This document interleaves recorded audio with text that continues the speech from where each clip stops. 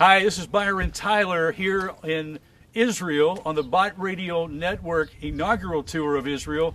And I'm with Mana Stafford. Mana, we are having an incredible time. This is day 3 of our journey, and we are high atop Masada. Mana, this is incredible. I've been telling you, Byron, there's no place in the world like Masada. No place. We are a little late getting here. It's 100 degrees right now. We were having so much fun in Jericho that I couldn't get the people to get back on the bus and let's go.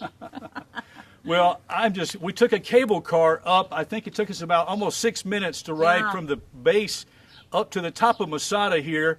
And the view is incredible. It is. Tim, our photographer, he can kind of pan and you can see what's up on the top.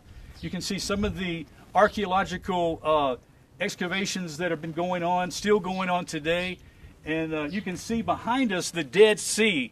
And the Dead Sea, you also might even be able to see some sinkholes. I don't know. They've had a situation where many sinkholes have been taking place over the last couple of years. Actually, we were told the Dead Sea is, over the past year or so, it's been shrinking about 3 foot a year, I believe, Mana. Yes, yes. But well, now here's a few things I want to point out about Masada. A lot of times they will do the induction of the Israeli soldiers, the IDF. They'll come up here and they'll induct these young people, boys and girls, hundreds at a time. And the motto is never again, never again. And what that means to an Israeli is we're never going to be cornered like this again. It's never going to happen again, and they are serious about that. And we've seen a lot of jets, haven't we? We've seen jets, yeah. And of course, we took the drive through the Jordan Valley and came along the West Bank, and I got to stop and visit with some Israeli soldiers, shake their hands. They've all smiles, glad to see us. They love America. But Don't they? They love America. Now, the other thing I want to point out here on Masada, you can Google this, folks, if you don't know what Masada is.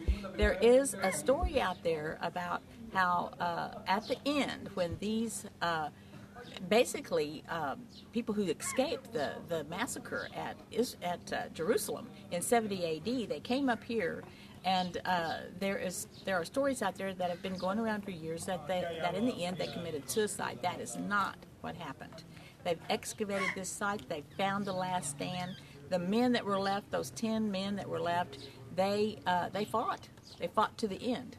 Yeah, they did fight to the end, Mana, and they were very brave. And at one time, of course, this was a hideout for King Herod. He had built his palace up here, just a marvelous palace that King Herod had built.